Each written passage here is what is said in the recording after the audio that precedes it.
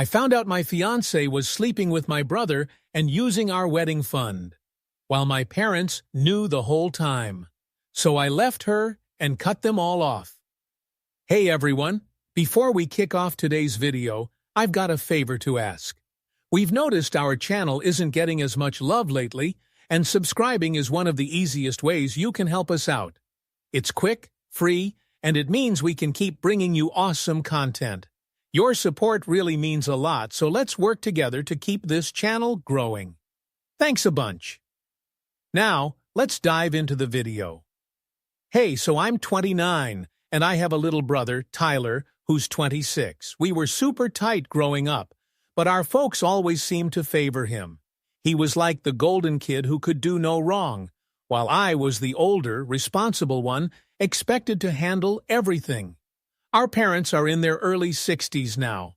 Dad does construction when he finds gigs, and Mom's been a waitress at the same diner for like 15 years. We weren't rolling in dough, but we managed. Now, Tyler's always been the smooth, charming type who can talk his way out of anything.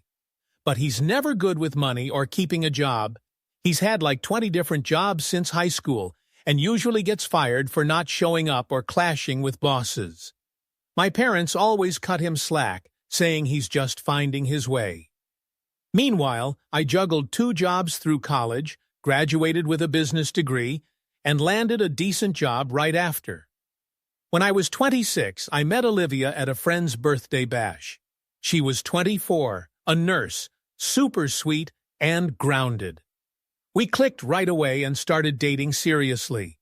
She got along great with my family, which was huge for me because family's a big deal. My parents loved her, and Tyler seemed to, too. They'd joke around a lot, and I thought it was just normal banter. Olivia and I got engaged after dating for 2 years. We were ready to settle down and start our lives together, so we dove into wedding planning. The hitch was money. Olivia's parents passed when she was young, and her grandma, who raised her, was on a tight budget. So, no financial help there. My parents wanted to chip in, but could only swing about $1,000, which I totally got. So, Olivia and I decided to save up ourselves. We set up a joint savings account just for wedding stuff and started putting money away each month. I even picked up some freelance gigs on weekends to boost our funds. It felt great working towards this together. But things at home got complicated. Tyler lost another job and moved back in with our parents, straining their finances. Dad's work slowed down due to back issues, and they were struggling. I felt bad since I was doing okay financially, so I started helping out, buying groceries, or slipping Mom some cash when bills piled up. I probably gave them a couple thousand over several months, but I didn't mind since they're my parents, and I love them. Olivia knew and supported me, even though it slowed our wedding savings. Tyler also knew and started asking me for money directly. Small stuff like $50 or $100 for gas or food. He'd promised to pay back, though I knew he wouldn't. But he's my brother, so I helped. Olivia wasn't thrilled about me giving Tyler money.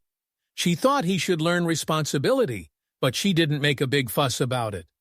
The odd part was, Tyler seemed broke, yet always had cash for going out, showing up with new clothes, or talking about concerts and bars.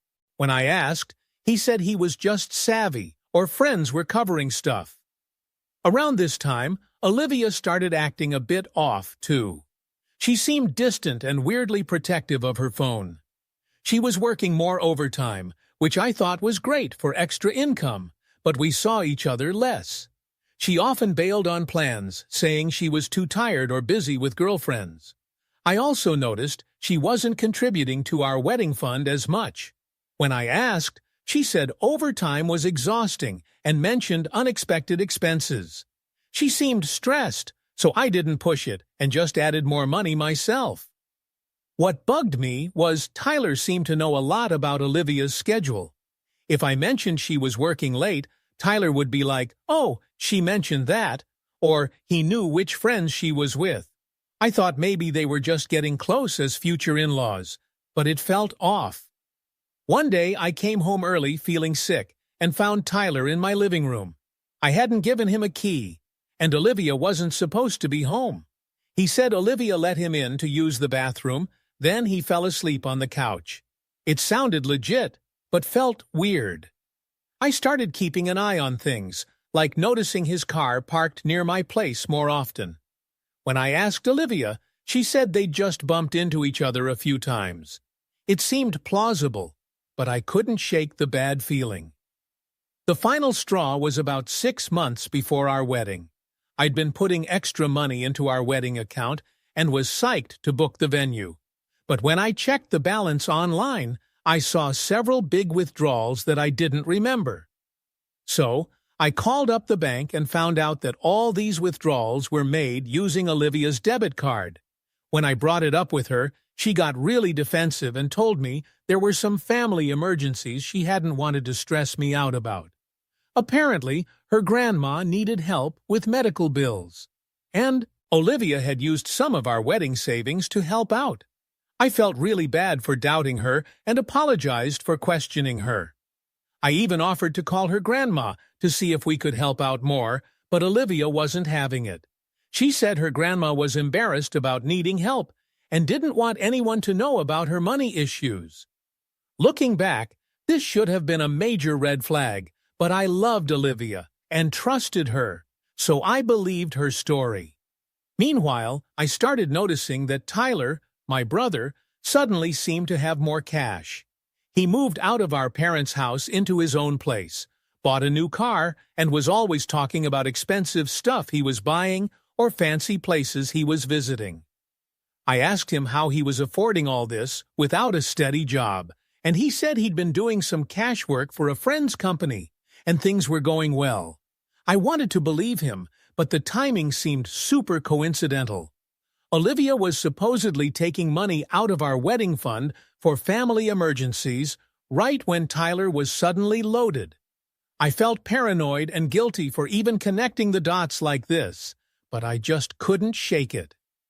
This all led up to last month. I decided to surprise Olivia with a romantic weekend getaway, since I'd been working a lot and felt like we weren't connecting as much. I booked a nice hotel about 2 hours away and planned to tell her when she got home from work on Friday night. But then, Olivia texted saying she had to work a double shift and wouldn't be home until Saturday morning. I was bummed out but figured work was important, especially since we needed the money. I ended up staying in and thought I'd surprise her on Saturday instead. Later that night, I felt restless and went for a drive just to clear my head. Without really planning it, I headed toward the hospital where Olivia works, just wanting to check if her car was there. It wasn't. I drove around the parking lot twice to double-check, but it was definitely missing. I started to panic, wondering if something had happened. Maybe she was called to a different location, or maybe her car was in the shop and someone gave her a ride. I sat there for like 20 minutes, unsure of what to do. I didn't want to call her and seem like I was checking up on her, but I was genuinely worried. I finally decided to go home and wait for her to contact me. On the way back to my apartment, I took a route that passed by Tyler's new place. I wasn't planning to stop or anything, just driving and thinking. But then I saw Olivia's car parked outside his place. My heart just sank. I pulled over and sat there, staring at her car, trying to come up with any reasonable explanation for why it was there. Maybe Tyler had an emergency, and Olivia went to help. Or maybe her car broke down nearby, and she called him for help. But deep down, I knew. I think I'd known for months, but was trying to convince myself I was just being paranoid or jealous for no reason. I stayed in my car for probably an hour, staring at Olivia's car, trying to decide what to do. Finally, I decided to go home and wait. If Olivia was really working a double shift, she'd be home around 7 o'clock a.m. But if she was doing what I suspected, she'd probably come home with some excuse during the night. Olivia came home around 2 o'clock a.m., trying to be quiet, but I was awake. When she came into the bedroom, I asked how work had been. She said it was busy, and they let her leave a few hours early. I asked if anything interesting happened, and she said, "No, same old stuff." I wanted to confront her right then and there, but realized I needed to be smart about this. If I was wrong, I'd blow up my relationship and family over nothing. But if I was right, I needed concrete proof before saying anything. Update time. It's been 2 weeks since I posted, and a lot of people asked for an update. So here's what went down. I decided I needed definite proof before confronting Olivia and Tyler. I did a few things I'm not proud of, but felt were necessary. First, I kept a closer eye on Olivia's work schedule. I even called the hospital a few times pretending to deliver flowers or food, and found out she wasn't working nearly as many shifts as she said. When she claimed she was working doubles or extra shifts, she often wasn't even scheduled to work. I also started tracking our joint bank account more closely. I set up alerts for every withdrawal and began screenshotting the transaction history. It turns out Olivia was regularly withdrawing cash, usually between $200 and $500, from ATMs near Tyler's place or where they were hanging out. The kicker was when I checked our wedding fund and saw we were missing almost $3,000. We should have had about $12,000 saved, but there was only $9,000. Tons of withdrawals were made that I definitely didn't do, and they'd been happening for weeks. I was furious and heartbroken, but still wanted to be sure before doing anything, so I decided to follow them. I know it sounds crazy, and I'm not proud, but I felt like I was losing my mind and needed to know the truth. So there I was, pulling extra hours at work and waiting until she called it a day. But instead of heading to her usual stop at the hospital, she went straight to Tyler's apartment and hung out there for ages. Meanwhile, I'm just sitting in my car, feeling queasy. And then, things take a turn for the worse. My mom's car rolls up.